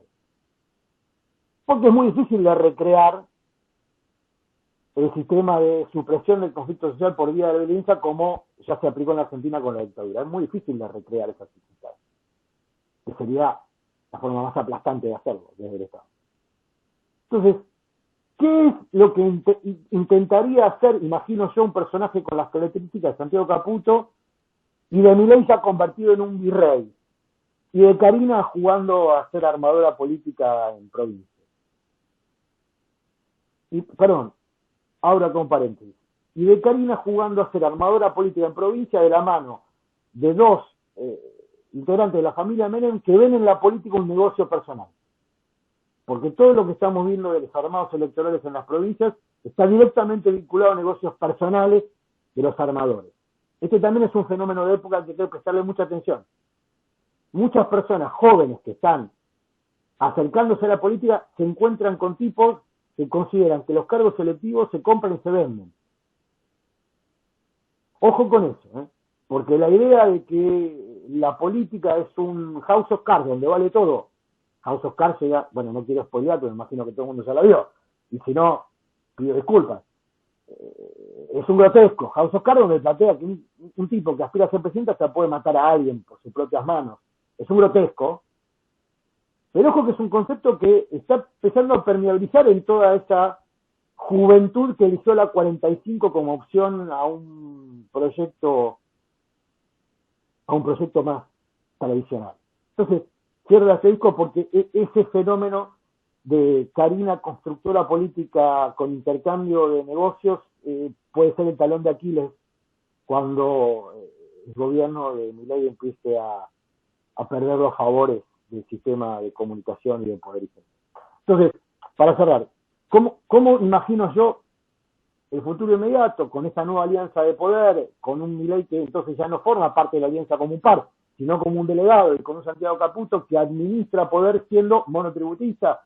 Bueno, va a depender mucho de lo que tenga enfrente, del grado de organización, de representación, de capacidad de gestión del conflicto social, no del gobierno, sino de que tiene que representar a los agredidos. Y hoy, y lo digo literal, hoy, están en un cumple complicadísimo. No solamente por la interna de la provincia de Buenos Aires, que refleja un poco todo lo que decía Ricardo respecto a los problemas del gobierno de Alberto, sino porque están tan entusiasmados con esa endogamia que no pareciera no apreciar que cada vez se alejan más de la capacidad de representar a los agredidos. Sin ir más lejos, hace unos minutos un senador de Unión por la Patria de la provincia de Buenos Aires presentó un proyecto para limitar la reelección de los intendentes en venganza a que los intendentes con el gobernador de la provincia disgustaron a Cristina en el proyecto de elecciones concurrentes. Ese tipo de chicanas que entretienen tanto a la política alejan a la política de las personas que todavía esperan que la política los represente como herramienta, ya no de transformación, por lo menos no en esta etapa, sino de defensa. Entonces, ¿qué es lo que puede llegar a hacer Milei en el futuro? Todo lo que le permita la oposición. Hasta acá le ha permitido mucho. Pero todo lo que pueda hacer Milei, Santiago Caputo y este dispositivo va a depender mucho de lo que le habilite a hacer la oposición, que por ahora parece, como se decía antes, cuando había televisión y era el objeto más importante de las casas, está mirando otro canal. Pareciera estar mirando otro canal. Gracias, Adrián. Bueno, fuimos pimponeando bastante. Vamos ahora entonces a tratar de mirar un poquito para adelante, ¿no? Luciana, arranco con vos. Pregunto a Luciana, pero hago extensiva la pregunta a Ricardo y a y Adrián, es evidente que hubo un quiebre este fin de semana, algo cambió. Sí, me gustaría que nos cuenten qué es lo que cambió. Adrián un poco tiró algunas líneas recién, pero por ahí profundizar un poquito más. ¿Qué es lo que cambió? ¿Y qué vemos para adelante con este esquema? Para tratar de responder, digamos, la pregunta que guía la charla, ¿no? Si vamos camino a un mar de volatilidades o si efectivamente es simplemente un puente para llegar al cimbronazo. No sé, Luciana, si querés arrancar vos y después le damos la palabra a Adrián y cierra Ricardo. A ver, sin dudas creo que esto termina en cimbronazo, ¿no? Pero lo creo desde que asumió el gobierno. Sin embargo, digo, hay que decir que estas distintas instancias, digo, la competitividad inicial de la devaluación, el blanqueo y ahora estos 12.000 millones de dólares, que hay que decir es un montón de guita, en serio, bueno, le va dando financiamiento. Si vos me preguntás qué cambió en el fin de semana, no tenía guita, estaba asfixiado contra las cuerdas, el mercado le decía, dame todo ya porque no te voy a poder cobrar nunca más, y de repente dijo, no muchachos, acá está todo, tranquilitos, o sea, pasó a tener esta balsa, ¿no? Ahora bien, ¿cuál es el costo? Digo, ¿qué resignó ahí? Bueno, resignó mucho porque también, digo, esa es una medida, ¿no? El dolor social que tiene esto, digo, sí hay que decirlo, digo, una recesión, digo, las tasas están en un nivel recesivo extremo, digo, como, y no parece que este fuese el techo de las tasas tampoco, digo, que las tasas vienen, hay mucha presión para que se sigan subiendo más, y la inflación, por supuesto que todas las consultoras ya la dan en un piso del 5%, es un piso muy alto y estamos hablando una vez más del piso, porque también acá hay un gran interrogante que es qué va a pasar con las tarifas. Las tarifas están completamente asociadas al movimiento del dólar porque el costo de la energía está dolarizado. ¿A qué dólar, no? ¿En qué esquema de la banda? Digo, ¿con qué promedio mensual? ¿Cómo va a ser esa facturación? O lo va a absorber y entonces se le va a disparar la cuenta de subsidios. Digo, es difícil de pensar que también eso vaya a suceder. Y una vez más, entonces, ¿cuánto te disparan las tarifas que, bueno, hay que decir, ¿no? Porque aumentaron casi un 300% la electricidad y más de un 600% el gas en lo que va del gobierno, y uno podía pensar que eso podía provocar algún grado de conflictividad y no lo produjo, ¿no? Entonces ahí podemos pasar, bueno, una vez más quiero decir esto, que el acuerdo con el Fondo Monetario Internacional o esta balsita es una cuestión de meses también, ¿no? Estos son meses, pueden ser 3, pueden ser 6. Digo, pero el acuerdo con el Fondo Monetario Internacional es un acuerdo casi trimestral, porque en junio ya hay que mostrarle que acumulaste 4.500 millones de dólares, hay que mostrárselos y ahí hay que sentarse a negociar de nuevo, o en todo caso ir a un waiver, digo, no es que porque no lo juntes, tampoco ahí puede no pudrirse todo incluso, ¿no? Digo, siempre puede haber una instancia más, también va a depender mucho de lo que vayan a hacer los exportadores y cómo juegue el precio internacional en su ecuación, ¿no? También hay que decir que hoy los exportadores tienen un dólar mucho mejor que el que tenían el viernes, porque el viernes liquidaban a 1.097 y ahora están liquidando a 1.230 y están bajo amenaza de que en junio vuelven las retenciones, con lo cual están diciendo tu ventana de oportunidad de hacer el negocio es ahora. Eso podría también reforzar, ¿no?, la flotación del gobierno, no del dólar, que el gobierno flote hasta esa orilla. O el límite, bueno, entonces ahora vamos al límite social, ¿hasta cuánto aguanta? ¿No? ¿Hasta cuánto se aguanta? Yo hubiese pensado que estaba mucho antes el límite y ¿cuál es el sujeto histórico que lo encarna, no? Entonces, bueno, puede resultar algo alentador las conversaciones entre las dos CTA para una posible unificación, pero lo cierto es que con la CGT, digo, no hay ninguna chance, la relación es súper hostil, hay mucha fricción, digo, de hecho me contaba un referente de la CTA que los invitaron a último momento a la mesa el día de la coordinación del paro. Digo, a último momento no los iban a invitar a la mesa de coordinación, digo, en esa instancia. Y para foto también Andrés Rodríguez de UPCN, que es uno de los gremios, digo, entre ATE y UPCN juega fuerte entre los estatales, que 2 horas antes de conocerse una inflación del 3,7% firma una paritaria del 1,3%. Entonces decís, bueno, esa CGT, esa CGT va a encarnar a hoy estaban paseando todos los gordos por la televisión hablando del paro del 1 de mayo. Entonces, bueno, ¿cuáles son los canales, ¿no? Y esta falta de representación, digo, como coincido plenamente con Murano, en que le hace mucho más fácil al gobierno que se compre, digo, ante la falta de una alternativa que canalice ese malestar. Bueno, y si la opción es comprarme que la paz cambiaria es mi paz, muy bien. Digo, es lo más fácil, es lo que es digerible, porque la otra alternativa no tenés cómo masticarla. Digo, ¿cómo la masticás? Sí, es una cuestión también de la cuestión tan de la fe judeocristiana, ¿no? Algo que opera en ese orden que a mí me resulta realmente muy difícil de descifrar. Pero a las claras creo que el límite, creo que el gobierno puede flotar hacia esa orilla legislativa. Hoy mi panorama, digo, soy muy escéptica, eso no me quita las ganas tampoco, pero soy muy escéptica frente a lo que se puede venir. Adrián, una pregunta bien política. Pero puedo agregar una cosa sí, de lo que decía Luciana, porque me refrescó un detalle que me pasó por alto y lo quería comentar. Se me pasaron dos cosas que para mí son importantes. Uno es lo que comentaba antes, a mi modo de ver, esa reconfiguración del sistema de poder gubernamental o paragubernamental. La otra fue el ausentismo electoral en la tercera provincia de la Argentina. Es muy relevante el dato. Es cierto, es la primera de 3 elecciones, es una elección constituyente, mucha gente no sabía ni qué se votaba, qué cosas se votaba. Es verdad, todo eso es cierto. Pero que casi la mitad del padrón electoral decía no votar es un dato muy relevante en la apertura del área electoral. Porque no es un fenómeno nuevo, lo vimos en el 23.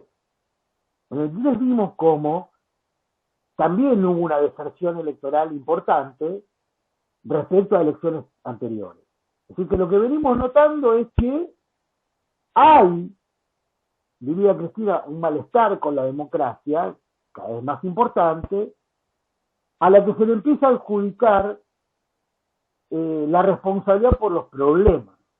Ya no solamente la impericia para resolver los problemas, aquella vieja promesa de Alfonsín con la de se come, se cuida y se educa, ya no solamente se da por descontado que eso no ocurre, que la democracia no cumple esas funciones de solución por sí, sino que ahora se la empieza a percibir como un problema.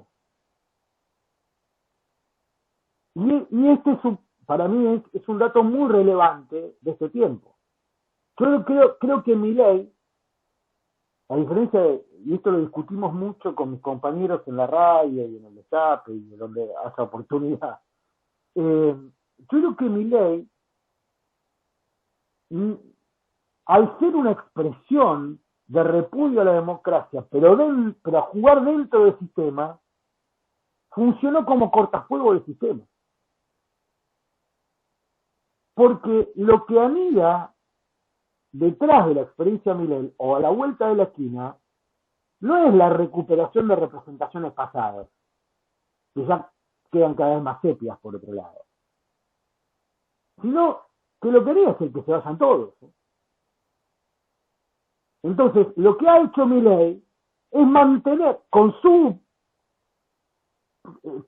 personaje revulsivo, anticasta y todo el biribiri, pero lo que ha hecho es mantener al país dentro del sistema de representación democrática.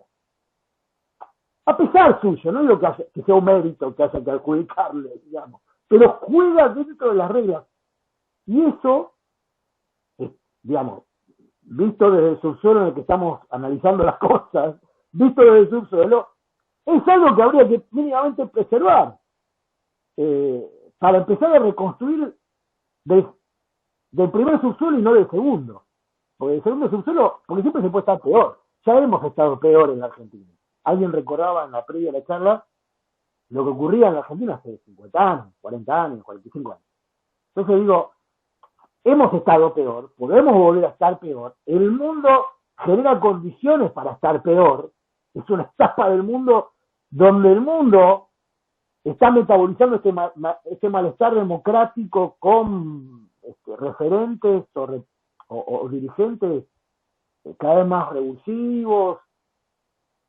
Pero bueno, Milei, aún a pesar suyo, creo yo, o porque no la ha intelectualizado siquiera, me parece, bueno, ha funcionado como cortafuegos del sistema. Dicho esto, el resto de la representación, Luciana aludía a la CGT, pero podríamos incluir en esa misma bolsa a todo el sistema de representación política. El domingo se comió un piñazo importante, en términos de conexión con la sociedad a la que buscan representar. La mitad dijo, no me importa nada, ir a elegir a alguien que va a reformar la Constitución. Y se supone que es una de esas cosas que suelen generar interés. Uno ve en los países o en las provincias donde se reforma la Constitución, bueno, estamos hablando de algo que no pasa todos los días. En el caso de Santa Fe pasa cada 60 años.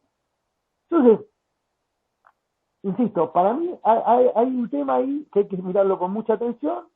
Yo entiendo que muchos políticos se pueden sentir a gusto pasando inadvertidos, porque consideran que, bueno, los putean menos, pero eso de pasar inadvertidos, no, insisto, no va a derivar en el siga de la Molina, en el siga de, bueno, acá no pasó nada, sigan ustedes con lo suyo, yo con lo mío, y convivimos todos como si nada. No va a ser así, porque si hay algo que ha demostrado la Argentina a lo largo de su historia, a diferencia de otros países a los que nos buscan encajar, caso Perú, digamos, ¿no? Por citar el caso del que habló Caputo como modelo, la Argentina tiene una historia de resistencia a la inanición que no es fácil de erradicar, ¿eh?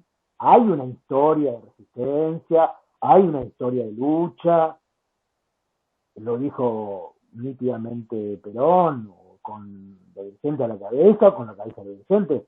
Eso no era un pronóstico, era una descripción, era un diagnóstico. Entonces, insisto, diciendo, perdón, que te interrumpí, me haces una pregunta, pero quería hacer este aporte de algo que pasó este fin de semana, que me parece que también empieza a delinear el contexto en el que se desarrolla la política y la disputa de poder en la Argentina. No, es que la pregunta, me ganaste de mano, Adrián, porque la pregunta iba por ese lado. Por eso voy a engancharme con el argumento que diste recién para preguntarle a Ricardo.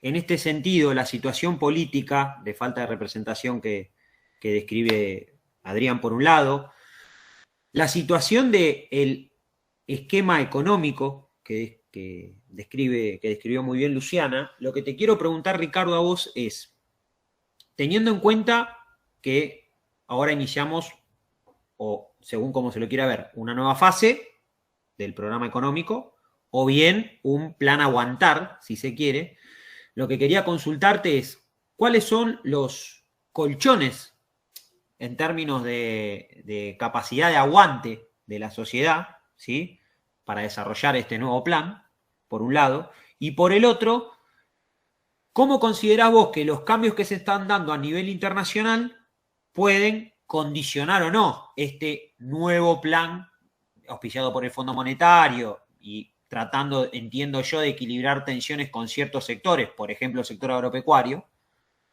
con este nuevo plan que inicia? O sea, ¿qué posibilidad ves vos de que eso tenga sustentabilidad, por un lado, y por el otro, si estamos en presencia simplemente de un plazo de aguante hasta las elecciones, crees vos, o si evidentemente se está formateando otra cosa distinta que todavía no conocemos, y cómo el escenario internacional, llámese Fondo Monetario, guerra comercial, etcétera, está incidiendo en esa relación, como para tener una mirada hacia adelante, sabiendo que en Argentina el mediano plazo es la semana que viene, ¿no?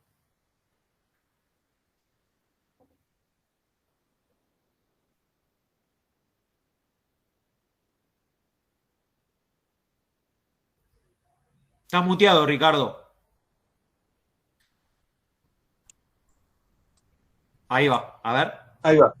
Ahí está. No, decía que estamos trabajando sobre un montón de interrogantes bastante imprecisos. Por ejemplo, la charla del secretario del Tesoro de los Estados Unidos es muy importante, es muy importante. Es un personaje que no se mueve hacia los rincones del patio trasero porque sí. Vino por algo muy importante, sorprendió que no hiciera un anuncio. Quiero recordar que cuando México en el 94 se estuvo por ir al demonio, el Tesoro de los Estados Unidos salió con todo a coordinar una ayuda, un paquete gigantesco de ayuda a México porque les importaba México. Acá no pasó nada, no se sabe qué pasó o lo que pasó es inconfesable, pero lo cierto es que no hubo ningún anuncio significativo. No me cabe duda que hay un gran apoyo de la gestión de Trump a este lacayo que consiguieron en Argentina, lacayo extremo, lacayo indisimulado, grotesco, como un chico que se entusiasma.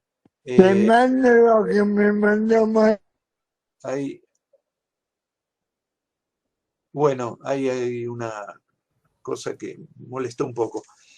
Decía, me parece que toda la gestión de Trump, la gestión económica, lo que le está imprimiendo a la economía mundial es un nivel de caos impresionante. Generó el derrumbe de los precios del petróleo, por ejemplo, un derrumbe que complica toda la estrategia argentina y de Milei, ¿no? De estar con 4 o 5 argumentos exportadores y nada más. La verdad que está haciendo el otro día un funcionario de la gestión Trump dice, bueno, que no vengan ni los bifes de Argentina. Es decir, es una cosa que no ofrece nada Estados Unidos en reemplazo de, che, aléjense de los chinos. Que yo estoy seguro que a Milei no tiene ningún problema, pero el problema lo va a tener. Quiero traer acá una pequeña anécdota de algo que le pasó a Bolsonaro.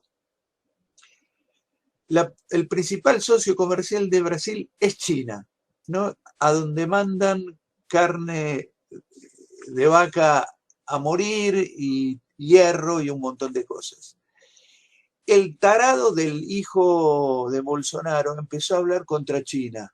Empezó a decir, estos chinos, bla, bla, bla, en la línea más estúpida que se pueda imaginar, alineada con el Departamento de Estado norteamericano. Lo agarraron del cogote los tipos del agronegocio de Brasil, no al hijo, a Bolsonaro, y le dijeron, ¿qué te pasa? ¿Qué estás haciendo? Es decir, lo pusieron en orden y se cayó la boca en esa cosa anti-China. Yo acá no sé cómo va a ser la cosa, pero Argentina tiene grandes negocios, no solamente con China. La salida de Argentina, aunque sea la salida más conservadora, pasa por ese bloque, no pasa por Europa, no pasa por Estados Unidos. Hay que pensar en el norte de África, hay que pensar en Turquía, hay que pensar en el mundo árabe, hay que pensar en Asia Central, en el subcontinente indio. Ahí hay un montón de cosas que se pueden hacer, todo cerrado por el lado de Estados Unidos y la Unión Europea. Todo mal, todo que no tiene ningún horizonte, ningún futuro. Con lo cual ese es un tema, me parece importante para ver hasta dónde esto es tolerable incluso para los propios sectores dominantes de la Argentina, esta especie de ideologismo estúpido que repite tonterías sin cesar y está muy feliz que lo reciban ahí, va a ver si lo ve al otro y lo acaricia. Es una cosa tan deplorable que solamente realmente una clase alta muy sometida, muy degradada puede sostener una cosa de este tipo. No creo que en Chile se pudiera hacer, ¿eh? No creo que en Chile, no creo que en Uruguay. Este nivel de vasallaje es algo sorprendente. Quería decir también que no es solamente problemas externos. Yo quiero decir, acá hay actores económicos que son conejitos de Duracell, es decir, les das cuerda y siempre hacen lo mismo. Ya, digamos, el agroexportación no está vendiendo, ya están todos remarcando, como señalaba Adrián. Es una cosa,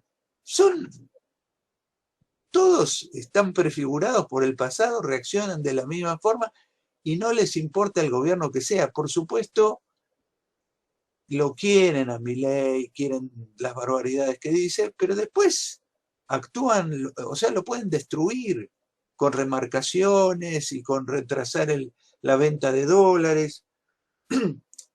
Desde mi punto de vista, lo que se viene, que es más inflación y probablemente más recesión y más ingreso de productos importados que jodan a más pymes argentinas. Yo ayer tuve la suerte de estar conversando con un muy buen empresario pyme argentino, un tipo que fabrica, inventa, hace cosas de buena calidad, invierte, capacita al personal, reparte ganancias entre el personal, un tipo bárbaro, bárbaro. Hizo todo bien, gastó muchísimo, está competitivo y se está fundiendo. Lo están fundiendo.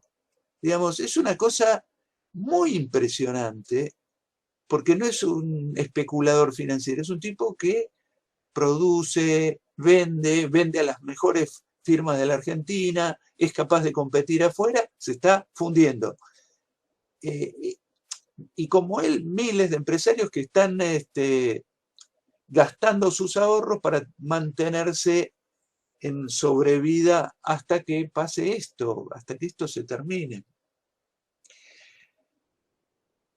Claro, uno dice, todo esto va a generar un movimiento social, y seguramente sí, porque también Milei no es el mismo Milei de comienzos del año pasado. Le pasó lo de Libra, hay juicios internacionales por eso. Si sos un poquito lúcido, decís, pero no habías dicho que no ibas a devaluar y ahora devaluaste, ¿cómo es esto? Decís que no hay enfrente un espacio político que diga las cosas muy claramente, es todo un mamarracho. Pero si hubiera un poder de fuego comunicacional, todas estas cosas serían factores para debilitar a la figura de Milei, como argamasa de toda esta banda que gobierna la Argentina. Estaba leyendo una encuesta sobre Capital Federal, la intención de voto, y es un desastre Capital Federal, ¿eh? Es un desastre. 54% de voto puro a la derecha. 54%. O sea, creció. Mientras el pobre Santoro está ahí remando en el 26%. Decir que están separados, están medios atomizados, y entonces ahí un poquito puede mojar Santoro, pero el mapa ideológico de la sociedad es un problema, porque sigue sosteniendo este tipo de desastres económicos y sociales. Y mi impresión, y con esto cierro esta parte, mi impresión es que el kirchnerismo, sobre todo la conducción de Cristina, apostó cada vez más a lo político partidario electoral. Político partidario electoral legislativo. Eso es el kirchnerismo actualmente, y muy desvinculado de la calle, que es necesario tratar de volver a entender qué está pasando ahí. Y a mí me parece que ese es un camino muy limitado porque se ha demostrado que con el Parlamento solo no haces nada si además no tenés otro nivel de sustento social, político, cultural, y esa batalla no le están dando. Ahora, me parece que hay condiciones para que esto se deteriore políticamente. El tema es que no hay instrumentos para deteriorarlo más o para profundizar el deterioro que se va a generar. Y coincido con Luciana en esto, que es una balsa esta que construyeron, que da para unos meses hasta ver. La apuesta del gobierno es una turbulencia ahora, 2, 3 meses, después inflación baja, llegamos con inflación baja y sacamos el cepo, y el pueblo argentino, cuyo horizonte mental, intelectual, ideológico, cultural es eso, es comprar dólares y tener baja inflación, nos vota en masa. Yo veo muy difícil ese escenario, muy difícil.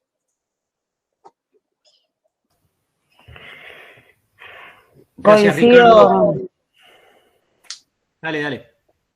No, como así reflexión final o para ponerle el moño, coincido, ¿no? Con Ricardo en que la inflación puede ser la muralla contra la que choque. Y en ese sentido, digo, yo no hago análisis político, me resulta muy dolorosa la política, entonces pensándolo desde el lado económico, pienso en cómo también estas experiencias, ¿no?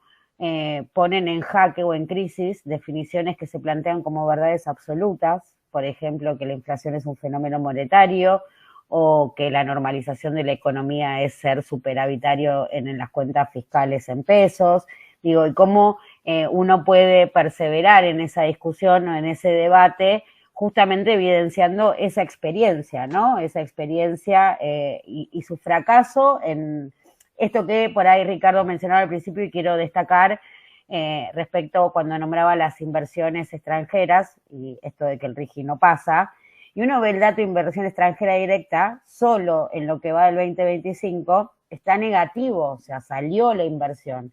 Y eso es como que se te prende el manual, ¿viste? Yo discutía también esto con compañeros y decía, si a mí me llega a pasar algo así, ¿no?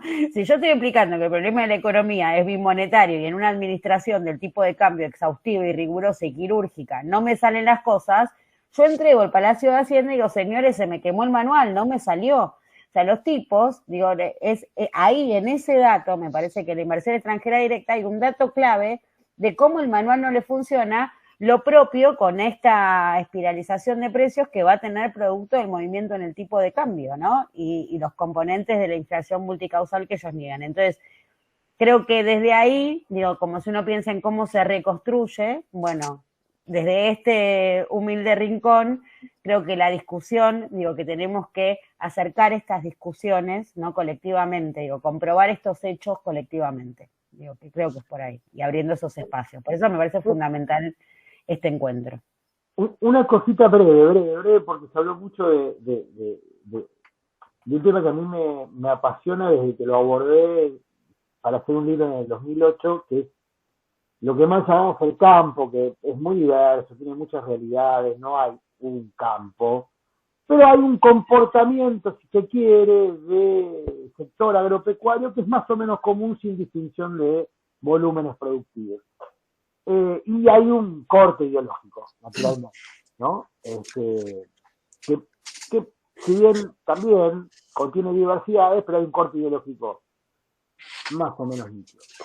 Ayer estaba hablando con un productor, yo siempre bromeo mi monofuente chacarera, que es una persona con la que discutimos muchísimo del 2008 para acá, creo que una vez por semana, pero al mismo tiempo nos respetamos, porque básicamente tenemos el principio del vínculo por honestidad. Es decir, él es honesto con sus ideas y sobre todo con la información que me provee, y yo soy honesto en el uso de esa información. ¿Qué es más o menos el ABC de un periodista? Vamos a tratar de no violentar ese vínculo de confidencia que uno puede tener con una fuente. Más allá de lo que uno piensa de esa fuente, son cosas distintas.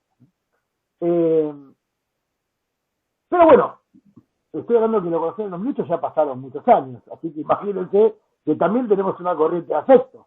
Digamos, yo que sé, que enfermo familiar suyo, yo le pregunto cómo está, y lo mismo. Y ayer, yo lo llamo para preguntarle cómo venía la cosa. Y esto que decía Ricardo, y también aludía a Luciano, y me decía, mirá, yo la veo complicada, es un mediano productor, hace también tareas de servicio, una realidad bastante común, sobre todo en la pampa húmeda, en el centro del país, ¿no? Un productor que tiene una cantidad de hectáreas interesante, pero que al mismo tiempo provee servicios, es dueño de máquinas. Me decía, está complicado porque el dólar hoy es el mismo que tenía el viernes, más o menos, por el dólar blend, entonces en mi cuenta todavía no me cierra, sobre todo porque me están llegando el precio de los insumos, están en plena trilla de maíz, entonces ahora están haciendo la proyección del invierno, de los cultivos de invierno, y ya están proyectando el ciclo productivo del campo, es un ciclo continuo, no para nunca. Entonces, sobre cosecha, invierten la siembra y si no, se apalancan con crédito. Entonces me decía, lo que yo veo es que mi dólar hoy es el mismo que tenía el viernes, o sea, no tengo un estímulo extraordinario para liquidar a este precio. Al mismo tiempo, los insumos están ya llegando con 20% de aumento porque las listas de precios llegan en dólares. No es que llegan con precios dolarizados, llegan en dólares. Entonces, está 20% más arriba. La tasa de interés, hacer la caución estaba 4, creo que está más o menos lo mismo. O sea que la tasa de interés está disparada. La caución es la que marca la tasa de interés de endeudamiento del sector agropecuario cuando no liquida y tiene que financiar la trilla. Entonces, yo la verdad que mucho estímulo no tengo, me cae bien el Peluca, pues la verdad, a mí me cae bien, yo ideológicamente lo aplaudo, pero la verdad es que no me está dando ningún estímulo y encima me amenaza con que en junio me va a subir las retenciones. Y ya, siempre en ese juego de tensiones que uno tiene con las personas que piensan distinto a uno, yo decía, bueno, un poco te estás arrepintiendo entonces, ¿no? Ya te puedo anotar en la lista de los arrepentidos. Me dice, no, ni loco. Porque si me arrepiento, le hago el juego, y bueno, hay una serie de calificativos sobre Cristina, el kirchnerismo. Le hago el juego vamos a decir, a los populistas, que sería la forma en la que los medios suelen presentar al campo nacional. Entonces, me parece que esta anécdota resume un poco el problema del que estamos hablando, desde el punto de vista económico, porque el horizonte que tiene el gobierno es cómo acumula divisas por la exigencia, para cumplir con la exigencia del fondo, que es muy exigente, con la exigencia que ya tenía el programa, porque el programa exige 19.000 millones de pago de deuda en este año, que es un montón de guitas que no alcanza a cubrir con la deuda del fondo, con la nueva deuda, con la guita ya de demanda del fondo. Entonces, esa exigencia que tienen por delante el gobierno, si el campo no liquida y el precio de la energía no es extraordinaria y por ahora está en torno al barril de WTI a $60, o sea que tampoco es un precio extraordinario, es un precio razonable para vaca muerta, pero no es extraordinario, bueno, va a chocar contra lo mismo que chocaron todos los programas de valorización financiera. Una vez que el carry trade se agota y se quieran llevar la guita, efecto puerta 12, se detona el tipo de cambio, la banda vuela por el aire, las bandas. La banda cambiaria vuela por el aire y la banda que gobierna también vuela por el aire. Entonces, ese escenario puede precipitarse en cualquier momento. Yo ahí me parece que no tendría el calendario electoral a mano. Digo, el calendario electoral marca su ritmo, en tal caso marca el ritmo de las internas políticas. Yo veo que están muy atentos al calendario electoral todos los jugadores del juego político, pero me parece que ese calendario no marca el ritmo de la política. El ritmo de la política lo va a marcar. ¿Cuánto le duren los dólares al gobierno? Estos dólares, los que si logra juntar o no logra juntar. ¿Cómo el fogonazo inflacionario impacta en la cotidiana? Y cierro con otra anécdota, y ya prometo que no molesto más.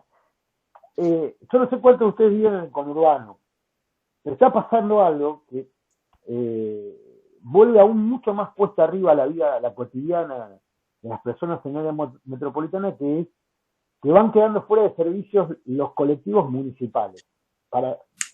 No sé si conocen cómo funciona eso, pero hay colectivos que funcionan dentro del ámbito del municipio, no salen del municipio, pero que son los que usan muchos vecinos del conurbano para ir hasta el tren, por ejemplo, o para hacer conexión con un colectivo, una línea interurbana. Bueno, cada vez hay menos colectivos municipales porque como son colectivos que no están subsidiados, entonces no pueden subir el precio del boleto porque la gente no los toma, prefiere hacer otras cosas o no usarlo directamente, entonces no viajar. Está pasando mucho eso, gente que no viaja a buscar laburo o a hacer la changa porque no puede pagar el boleto colectivo. Entonces los municipales están quedando fuera de servicio, por lo tanto porque no integra el sistema integrado, de transporte integrado. Entonces, el que tiene que viajar del conurbano a, no sé, el centro de la ciudad o a Palermo, está gastando promedio por mes entre 60 y 70 lucas de transporte, sobre salarios promedio que están en el orden de 450.000 pesos. Estamos hablando de un costo de vida imposible, y esto está pasando ahora, no es que es algo que vaya a pasar, está pasando ahora, un costo de vida imposible para el conurbano bonaerense, que es un polvorín político. Entonces yo vuelvo a lo que decía hace un ratito, ese polvorín político, como cualquier polvorín cuando estalla, no está teledirigido, el estallido es un polvorín. Quienes recuerden el episodio de Río Cuarto, recordarán, digamos, cómo estalla un polvorín. Va para cualquier lado. Entonces me parece que ahí la política, el sistema, a mí me gusta la palabra clase política, porque se parece mucho a lo de casta, pero el sistema de representación no está atento a ese detalle, que hoy la vida está muy difícil, muy difícil, muy difícil. Por esto que decía Luciano y lo que decía Ricardo, han perdido contacto con esta cotidianidad del señor que no solamente va en grupo a tomar el municipal porque tienen miedo a que lo roben, sino que además toma el municipal, que pasa cada vez más tarde y se le complica más el transporte a laburar, transporte que le lleva 2 horas, además. Toda esa cotidiana complicada, creo que es la que anida una decepción muy, muy delicada, que la Argentina se vivió, ¿no? No me gustan mucho las comparaciones, pero que la Argentina se vivió. Esa decepción es una decepción que está. Ahí está, no molesto más. Gracias. Perdón. No, por favor, Adrián, gracias. Lo bueno de tener buenos jugadores es que se van rápido a Europa, te dicen los clubes, ¿no? Bueno, lo bueno de tener los expositores que tuvimos es que nos quedamos sin tiempo para nada. Y vi que Alberto levantó la mano, vi un montón de preguntas. La próxima, prometo, de 3 horas lo hacemos, como duran las clases de la Diplo, para que todos puedan seguir. Quedaron muchas cosas. Quiero agradecerles en nombre mío y, por supuesto, en nombre de Ricardo, a Adrián y a Luciana. La verdad que así terminó mi cuaderno, quiero que lo sepan, seguro el de todos los que estaban ahí. O sea, anoté millones de cosas, me quedaron millones de preguntas por resolver, pero bueno, la idea es que esas preguntas las podamos ir respondiendo también en el espacio de la diplomatura. Dejamos ahí el correo al que nos pueden escribir, los que todavía no se inscribieron o si necesitan más información, también las redes del observatorio. Fue un placer, de verdad, recibirlos a los dos, a Luciana y a Adrián. Esperamos volverlos a ver. Seguramente los vamos a molestar para que vuelvan porque quedaron muchas cosas. Y a todos los participantes también de la charla que vinieron, participaron, pusieron buena onda, escucharon. Vi varias preguntas, varias reflexiones, todas muy interesantes. Creo que los expositores igual más o menos respondieron la mayoría de las inquietudes que había. Y simplemente agradecer y nos vamos a estar encontrando pronto.